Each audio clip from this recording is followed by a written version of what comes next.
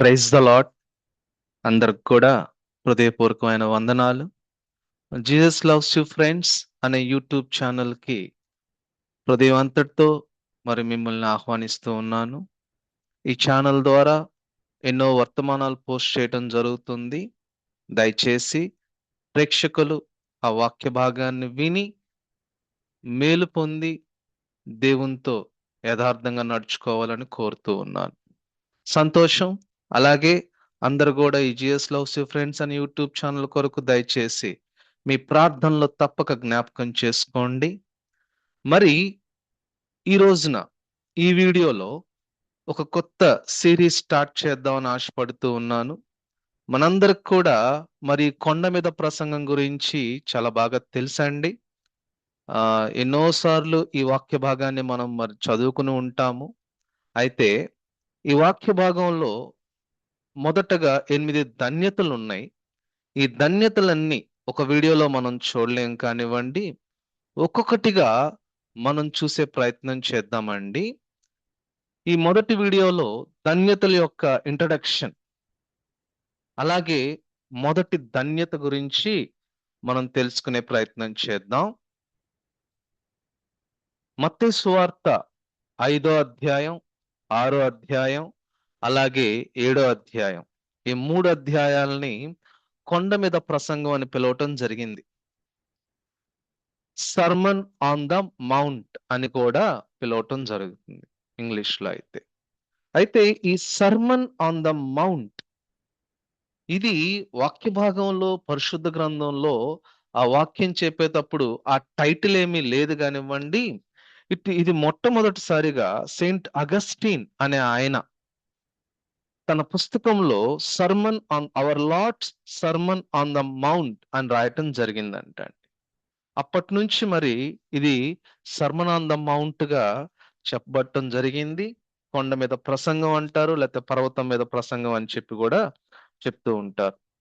కాబట్టి ఈ కొండ మీద ప్రసంగం అనేది కేవలం క్రైస్తవులకు మాత్రమే కాదు, ఎంతో మంది క్రైస్తవేతరులను కూడా ప్రభావితం చేసిన ప్రసంగం. చాలా మంది ఈ ప్రసంగం ద్వారా ఇన్ఫ్లుయెన్స్ అయ్యారంటండి. ఈ ప్రసంగం యొక్క గొప్పతనాన్ని చాలా మంది బయట వ్యక్తులు కూడా పొగుడుతూ ఉంటారు. అయితే మనకి ఈ బయట వ్యక్తులు పొగడటం అనేది పక్కన పెట్టేస్తే, మనం క్రైస్తవులుగా ఈ వాక్య భాగాన్ని పొగడటం కాదు కానివ్వండి, ఈ వాక్య భాగాన్ని ధ్యానించుకోవటం, అలాగే ధ్యానించుకున్న వాక్య భాగం ప్రకారం జీవించగలగటం మనం చేయాలి.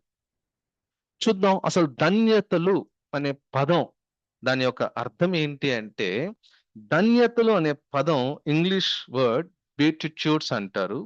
ఈ బీటిట్యూడ్ అనే పదం లాటిన్ లాంగ్వేజ్ బ్యూటస్ అనే పదం నుంచి వచ్చిందంట అండి. అంటే దాని అర్థం ఏంటి అంటే ఆశీర్వదించబడిన వారు, లేకపోతే నిజమైన ఆనందం పొందేవారు. సో ఇక్కడ మన స్లైడ్ లో కనపడినట్టు ఇది బీటిట్యూడో అనే లాటిన్ లాంగ్వేజ్ నుంచి మనకు వచ్చింది. దానికి మీనింగ్ ఏంటంటే హ్యాపీనెస్. అయితే కొంతమంది దీన్ని ఇలాగా అబ్రివేట్ చేయడం జరిగింది. మీరు ఇక్కడ చూసినట్లయితే ఇలా అబ్రివేట్ చేయడం జరిగింది. బ్లెస్డ్ ట్రస్ట్ అని, ఎటర్నల్ రివార్డ్ అని. ఈ అంటే, ఏ అంటే యాక్సెప్ట్ సఫరింగ్ అని, టీ అంటే టేకింగ్ కరేజ్, ఐ అంటే ఇన్వైట్ మెర్సీ, అలాగే టీ అంటే turn sorrow into prayer, you అంటే అప్లిఫ్ట్ అదర్స్, డి అంటే డీపెన్ ఫెయిత్, ఈ అంటే ఎంబ్రేస్ గాడ్స్ కింగ్డమ్ అని చెప్పేసి ఇలా చెప్పటం జరిగిందనమాట. కాబట్టి బ్యూటిట్యూడ్ కి ఇలాగా ఒక్కొక్క ఆల్ఫాబెట్ కి ఒక్కొక్క మీనింగ్ వచ్చేలా కూడా మనం చెప్పుకోవచ్చు. అవన్నీ గుర్తుపెట్టుకోమని నా ఉద్దేశం కాదు కానివ్వండి, ఒక జస్ట్ వాట్ ఈస్ వాట్ అని చెప్పడానికి ఒక చిన్న ప్రయత్నం. చూద్దాం, మనకి 8 ధన్యతలు ఉన్నాయి కదా. ఆ 8 ధన్యతలు కూడా ఇక్కడ వరుసగా ఇంగ్లీష్ లోను మరి తెలుగులోను రాయబడటం జరిగింది. ఇవన్నీ చాలా మందికి తెలుసు, చాలా మంది వీటిని కంఠస్థం చేసిన వాళ్ళు ఉన్నారు. మంచిది.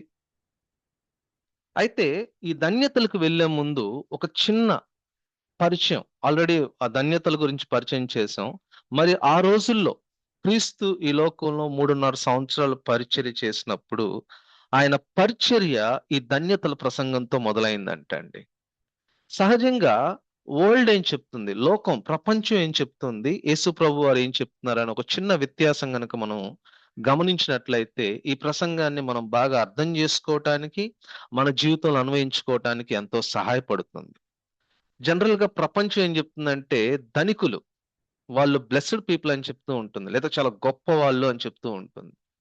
లేదు, చాలా పవర్ఫుల్ క్యాండిడేట్స్, పొలిటీషియన్స్ కానివ్వండి, ఇంకా రకరకాల పవర్ఫుల్ క్యాండిడేట్స్ ని తీసుకొచ్చి వాళ్ళు చాలా గొప్ప వాళ్ళు, ప్రజలు కూడా వాళ్ళ మాట వినటానికి ఇష్టపడతారు. ఒక సామాన్యుడు వచ్చి వాక్యం చెప్పినా, లేదా ఒక సామాన్యుడు వచ్చి ఏదైనా మంచి చెప్పినా దాన్ని వినటానికి ఇష్టపడరు. లేదా ఒక పాపులర్ ఫిగర్, సెలబ్రిటీ కల్చర్ ఉన్న వాళ్ళు, సెలబ్రిటీస్, ఇలాంటి వాళ్ళని బ్లెస్డ్ అని చెప్తూ ఉంటారు. కానీ ఇక్కడ వ్యత్యాసం గనక మనం గమనించినట్లయితే యేసు ప్రభు కొండ మీద ప్రసంగంలో చెప్పింది ఏంటి అంటే, poor, blessed are the poor in spirit. తెలుగులో దీనత్వం కలిగిన వాళ్ళు, తగ్గించుకునే స్వభావం కలిగిన వాళ్ళు బ్లెస్డ్ పీపుల్ అని చెప్తుంది, ధన్యులు అని చెప్తుంది. అలాగే ఏడ్చేవారు, దుఃఖించేవారు సాత్వికులు, అలాగే నీతి కొరకు ఆకలి దొప్పులు గలవారు, ఇట్లా 8 ధన్యతలు మనకు కనిపిస్తూ ఉంటాయి. కాబట్టి ప్రపంచం చెప్పే మాటలకి యేసు ప్రభు చెప్పే మాటలకి చాలా వ్యత్యాసం ఉంటుంది. ఇవి ఇంగ్లీష్ లాంగ్వేజ్ లో ఉన్న 8 బీటిట్యూడ్స్. అయితే మరొకటి, ఒక చిన్న వాక్య భాగం మనం చూసుకుని దాని తర్వాత మనం మొదటి ధన్యతలోకి వెళ్దాం. దయచేసి ఈ వీడియోని స్కిప్ చేయకుండా ఎండింగ్ వరకు చూడండి. చాలా చిన్న చిన్న క్లిప్స్ ఇవి. దయచేసి చూసి ఆత్మీయ మేలు పొందవలసిందిగా హృదయం అంతటితో మిమ్మల్ని వేడుకొంటూ ఉన్నాను.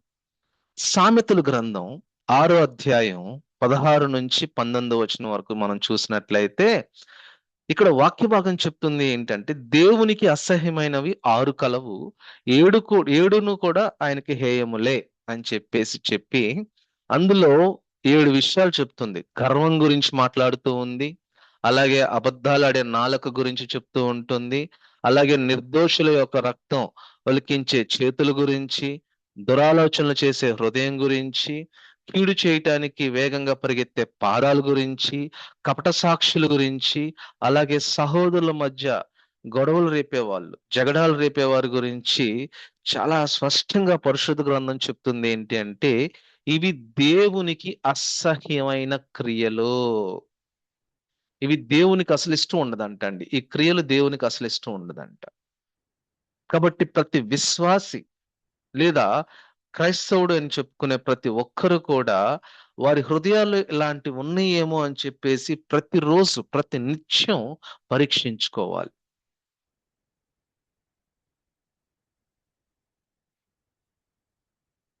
ఇవి సామెతలు 6వ అధ్యాయం 16 నుంచి 19 వచనం. ఇప్పుడు దాకా మనం చెప్పుకున్నవి గర్వించే కన్నులు, అబద్ధాలాడే నాలుక, నిర్దోషుల రక్తమును కార్చే చేతులు, ఇలాంటివన్నీ కూడా అసహ్యమైన కార్యాలని చెప్తూ ఉంది. మొదటి ధన్యత మనం చూద్దాం.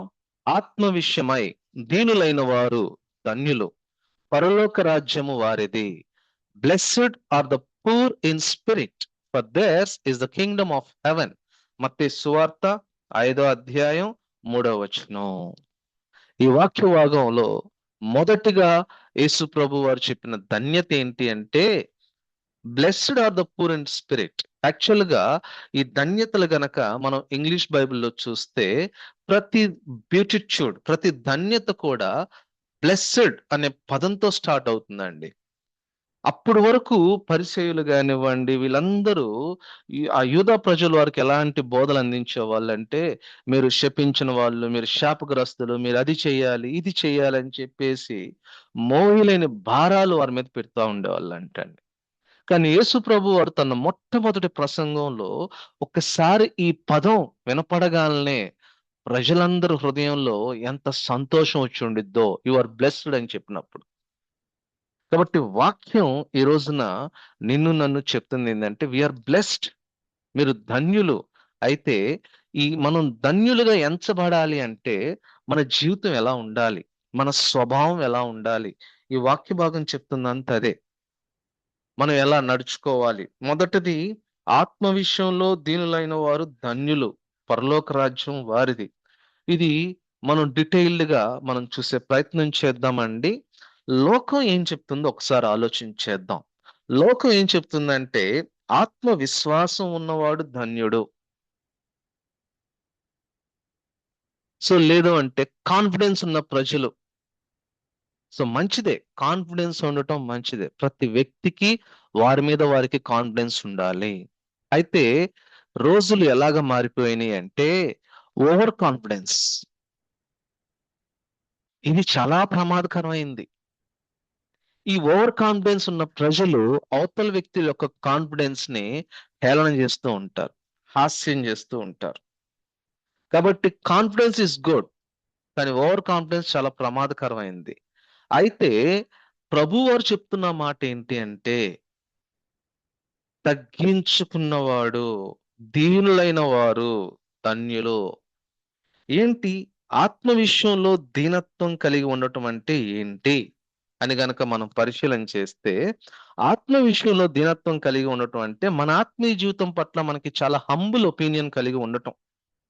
అంటే మన గురించి మనం చాలా తక్కువగా ఊహించుకోవటం. పరిశుద్ధులందరిలో అత్యల్పుణ్ణి అని చెప్పి అంత గొప్ప పౌలు భక్తుడు తన వాక్యంలో చెప్పడం జరిగింది. ఆయన ఎన్నో సంఘాలు కట్టిన పౌలు భక్తుడు, ఎన్నో ప్రాంతాలకు తిరిగి పరిచర్యని యూదా ప్రాంతం కాకుండా బయట ప్రాంతాలకి పరిచయం చేసిన గొప్ప దైవజనులు అపోస్తులైన పౌలు చెప్తున్న మాట ఏంటంటే పరిశుద్ధులందరిలో అత్యల్పుడైన వాడిని, నేను అందరికన్నా చిన్నవాడిని అని పౌలు భక్తుడు చెప్తూ ఉన్నాడు కదా. అది దీనత్వం అంటే. సో మన గురించి మనకి చాలా తక్కువ వారమే, అంటే తక్కువ వాళ్ళము అంటే నేను ఎవరి మీద నేను నేను హెచ్చించుకోవట్లా. సహజంగా నేటి దినాల్లో క్రైస్తవ్యంలో జరుగుతుంది ఏంటంటే నేను వాళ్ళకన్నా వీళ్ళకన్నా చాలా గొప్ప స్పీకర్ని. సేవకులు ఆలోచించే ధోరణి, విశ్వాసులు ఆలోచించే ధోరణి ఏంటి అంటే నేను వీళ్ళకన్నా గొప్ప విశ్వాసిని. కానీ ఇలాంటి ఆలోచనలే చాలా ప్రమాదకరమైన ఆలోచన. సంఘం పాడైపోవటానికి ఇలాంటి ఆలోచనలు చాలండి. కానీ క్రీస్తు వారు ఏం చెప్తున్నారు అంటే ఆత్మ విషయంలో దీనత్వం కలిగి ఉండండి.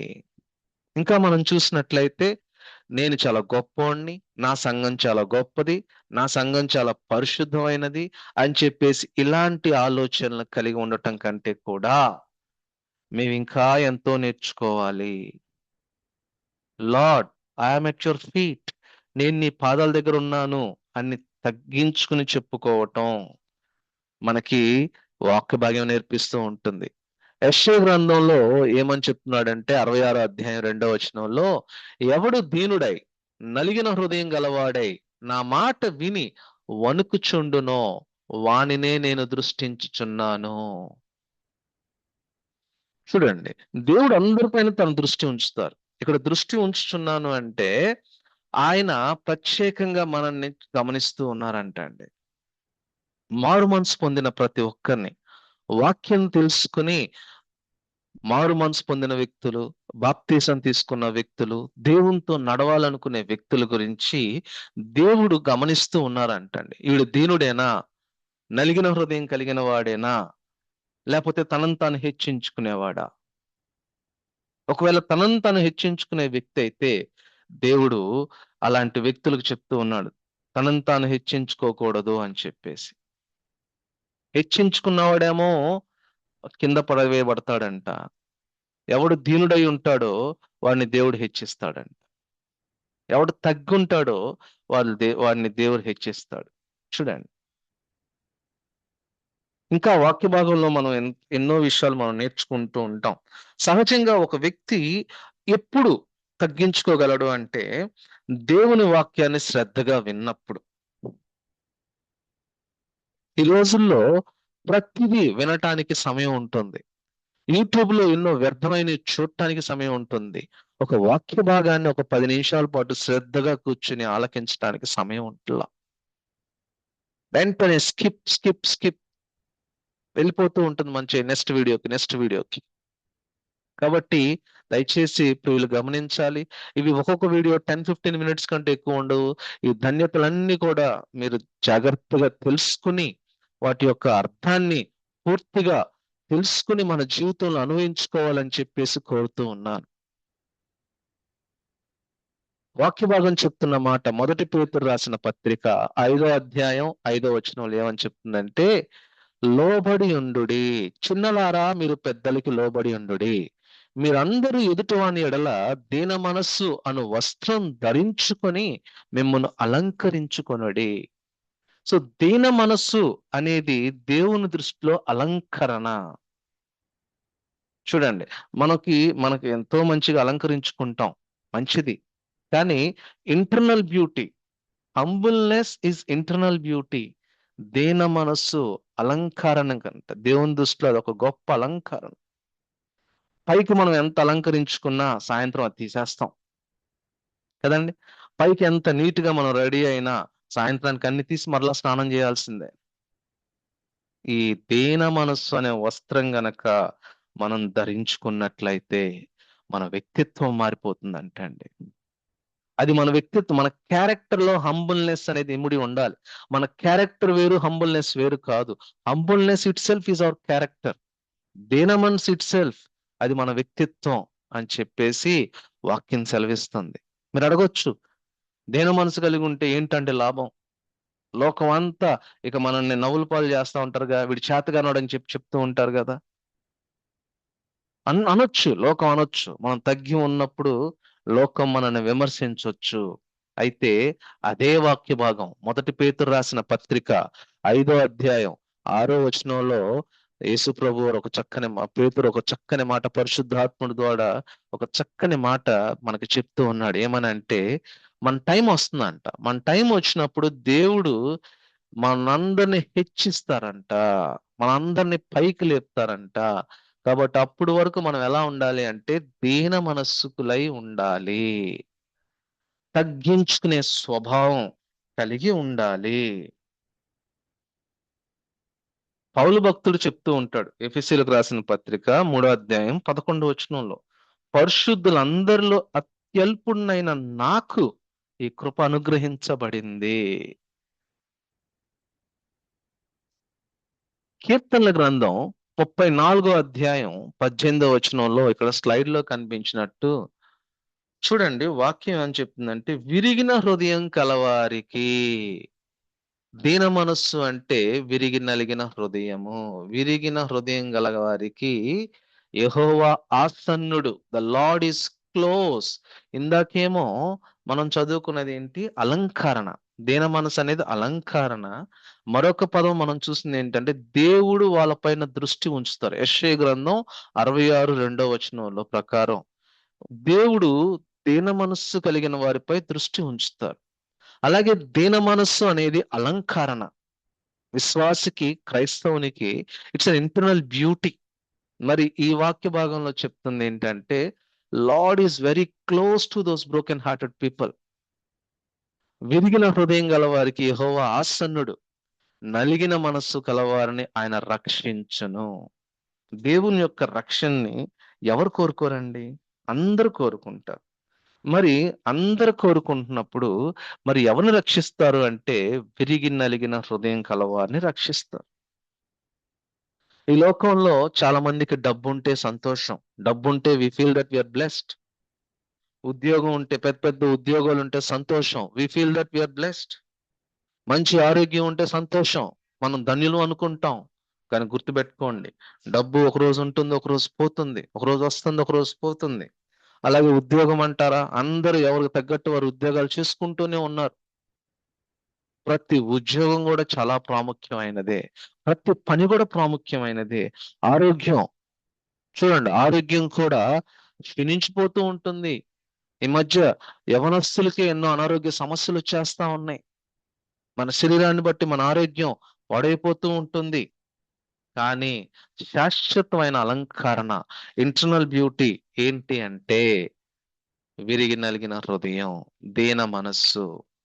కాబట్టి దీన మనస్సు కలవారికి దేవుని కృప మనం ఇందాక చూసినట్టు ఇక్కడ ఆ 4 వాక్య భాగాల స్లైడ్ లో కనిపించినాయి. మరి ఇది మన జీవితంలో ఎలా అన్వయించుకోవాలి? మన జీవితంలో దీన్ని ఎలా ఆచరణలో పెట్టుకోవాలి అనగనక మనం చూసినట్లయితే ఈ వాక్య భాగం దయచేసి చూడండి. ఇక్కడ ఇక్కడ కనిపించిన స్లైడ్ ఒకసారి మీరు చక్కగా చూస్తే మీకు అర్థమవుతూ ఉంటుంది. నేను దీన మనస్సు కలిగిన వ్యక్తిగా జీవించాలి అంటే మొదటిగా నేను చేయాల్సిన పని ఏంటి అంటే ప్రతిరోజు దేవునిపై ఆధారపడాలి. ప్రతిరోజు. అది నువ్వు సంతోషంగా ఉన్న రోజైనా సరే, నీ చేతిలో డబ్బులున్న రోజైనా సరే, సహజంగా మన చేతిలో డబ్బులు లేని రోజు దేవుని మీద ఆధారపడుతూ ఉంటాం. మనకి ఆరోగ్యం లేని రోజు దేవుని పైన ఆధారపడుతూ ఉంటాం. మనకి సమస్యలు వచ్చినప్పుడు దేవునిపై ఆధారపడుతూ ఉంటాం. కానీ ఈ వాక్య భాగాన్ని నువ్వు దీన మనస్సు కలిగి జీవించాలి అంటే మొదటిగా ప్రతిరోజు దేవుని పైన ఆధారపడుతూ ఉండాలి. ఎందుకంటే దేవునికి వేరై ఉండి మనం ఏమి చేయలేము అని చెప్పేసని భక్తుడైన యోహాను 15వ అధ్యాయం 5వ వచనం రాయబట్టడం జరిగింది. అలాగే రెండోది నేను దీన మనసు కలిగి ఉండాలి అంటే నా యొక్క విజయాల్ని చూసి నేను గర్వపడకూడదంటే. ఎందుకు గర్వపడకూడదు అంటే అవి మీ వలన కలిగినవి కాదు. అవి మన వల్ల కలిగినవి కాదు. కేవలం దేవుని కృపే. అది మంచి జాబ్ కావచ్చు, మంచి లైఫ్ కావచ్చు, లేదా ఈ రోజుల్లో సేవ కావచ్చు, పరిచర్య కావచ్చు, వాక్యం చెప్పే ధన్యత కావచ్చు, పాటలు పాడే ధన్యత కావచ్చు. ఇవన్నీ కూడా గాడ్స్ గిఫ్ట్స్. ఈ గాడ్స్ గిఫ్ట్స్ చూసి మనం గర్వించకూడదు. ఇందాక మనం సామెతల గ్రంథం 6వ అధ్యాయం 16వ వచనం చూసాం కదా. గర్వించే వాళ్ళంటే దేవునికి అసహ్యము. అది నీ స్థితిని బట్టి కావచ్చు, నీ సేవను బట్టి కావచ్చు, నీ పరిచర్యను బట్టి కావచ్చు. గర్వించే హృదయస్తులు ఏం చేస్తారు అంటే నేనే అనే అహం ఉంటుంది. నేనే చేయాలి, నేనే వాక్యం చెప్పాలి, నేనే, నా సంఘమే గొప్పది, ఇలాంటి ఆలోచనలు కలిగి ఉంటారు. నలుగురితో కలుపుకుని వెళ్ళరు. లేదా డామినేట్ చేసే పద్ధతి ఉంటుంది. అది ఉద్యోగ స్థలంలో కావచ్చు, సంఘంలో కావచ్చు, కుటుంబంలో కావచ్చు. ఈ డామినేటింగ్ ఈ డామినేటింగ్ స్వభావం అనేది చాలా ప్రమాదకరమైనది. ఇలాంటి గర్వానికి దూరం అయిపోవాలి. సహజంగా మనలో ఏ లోపం ఉన్నా, ఏ బలహీనత ఉన్నా మనకు తెలిసిపోతుందంట అండి. కానీ గర్వం సైతాన్ని ఎంత ట్రాప్ చేశాడంటే గర్వం మనకు తెలియదు. మనం గర్విస్తున్నట్టు మనకు తెలియదు. కానీ మనతో ఉన్న తోటి వారికి అర్థమవుతూ ఉంటుంది. అలాగే మూడోది ఏంటి అంటే మన ప్రార్థనలో దీనత్వం కనపడాలి. మనకు తెలుసు ఇద్దరు వ్యక్తులు ప్రార్థన చేయడానికి వెళ్ళారు, పరిసేయుడు, సుంకరి. దేవుడు ఎవరు ప్రార్థనలకి మీకు అక్కడ రిఫరెన్స్ కూడా పెట్టడం జరిగింది. లూకా సువార్త 18వ అధ్యాయం 13వ వచనంలో మనకు చాలా క్లియర్ గా కనిపిస్తుంది. పరిసేయుడు ఎలాగ అతిశయించుకుంటూ ప్రార్థన చేశాడు. పరిసేయుడు ప్రార్థన, ప్రభువా నేను చాలా గొప్పవాణ్ణి, ప్రభువా చాలా నేను మంచివాణ్ణి, ప్రభువా నేను నీతిమంతుణ్ణి, నేను అన్ని చేస్తున్నాను, ఇవన్నీ చేస్తున్నాను అని చెప్పేసి పరిసేయుడు తనను తాను హెచ్చించుకుంటూ ప్రార్థన చేశాడు. కానీ సుంకర్ అలా ప్రార్థన చేసిలా, ఆకాశం వైపు కన్నులెత్తి చూడటానికి కూడా నేను యోగ్యుణ్ణి కాను ప్రభువా. సో ప్రియమైన క్రైస్తవ జనాంగమా, ఆలోచించండి. మన ప్రార్థనలో దీనత్వం ఉందా? మన వ్యక్తిత్వంలో దీనత్వం ఉన్నప్పుడే మన ప్రార్థనలో దీనత్వం కనిపిస్తుంది. మన వ్యక్తిత్వంలో హెచ్చించుకునే స్వభావం ఉంటే మన ప్రార్థన కూడా పరిసేయుడు ప్రార్థనలాగే ఉంటుంది. నేను బాగున్నాను కదా, నేను మంచి విశ్వాసనే కదా, నేను గొప్పోణ్ణి కదా, నేను చర్చిలో చాలా ప్రాముఖ్యమైన సభ్యుణ్ణి కదా, నేను బోధిస్తున్నాను కదా, నాకు ఇంత పెద్ద సంఘం ఉంది కదా. సంఘం అంటే నా కింద ఉన్న వాళ్ళని చెప్పేసి ఎప్పుడు అనుకోకూడదు. ఒక సంఘ కాపరి కానివ్వండి, సంఘ పెద్ద కానివ్వండి, నాతో పాటు ఉన్నవారు అని అనుకోవాలి. నా తోటి జనాంగం అనుకోవాలి. నా క్రింద జనాంగం అని కాదు, నా తోటి జనాంగం. అలాగే కుటుంబ యజమాని నా కుటుంబం, నా కింద ఉన్న వాళ్ళు కాదు అని అనుకోకూడదు. సో చాలా ప్రాముఖ్యమైనది. మనం ఎప్పుడైతే గర్విస్తామో ఇతరులని తక్కువగా చూస్తామో. నాలుగవది, మనం ఇతరులని తక్కువగా చూస్తాము.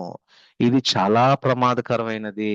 అది ఒక కుటుంబంలో కావచ్చు, బంధువుల మధ్య కావచ్చు, ఉద్యోగ స్థలాల్లో కావచ్చు, సంఘంలో కావచ్చు. ఎవరిని తక్కువగా చూడొద్దు. ఇంకా వాక్య భాగం చెప్తుంది ఏంటో తెలుసా? నీకంటే నీ సహోదరుని శ్రేష్ఠులుగా ఎంచుకోండి. నన్ను నేను ఎంచుకోవటం కాదు, నా తోటి వారిని మంచిగా ఎంచుకోవాలి, శ్రేష్ఠులుగా ఎంచుకోవాలి. సో ఫైనల్లీ దేవుని కృపపైనే మనం ఆధారపడాలి. కాబట్టి వాక్యాన్ని ఇలా మనం అన్వయించుకుంటే మనం చాలా దేవుడు ఆ మొదటి ధన్యత మన జీవితంలో దేవుడు నెరవేరుస్తాడు. ఆ మొదటి ధన్యతలో ప్రతిఫలం ఏంటంటే పరలోక రాజ్యం వారిది. సో ధన్యతలు అన్ని కూడా condition followed by a blessing. Condition ఏంటంటే ఆత్మ విషయంలో దీనత్వం కలిగి ఉండటం. సో అలా ఉంటే బ్లెస్సింగ్ ఏంటంటే పరలోక రాజ్యం వారిది. సో ఇలా కండిషన్ ఫుల్ఫిల్ చేయకుండా బ్లెస్సింగ్ కోసం ఎదురు చూడటం అనేది అవివేకము, ఫులిష్నెస్. సహజంగా నేటి దినాల్లో క్రైస్తవం ఏమైపోతుందంటే బ్లెస్సింగ్స్ కోసం చూస్తుంది, and the people are forgetting about conditions.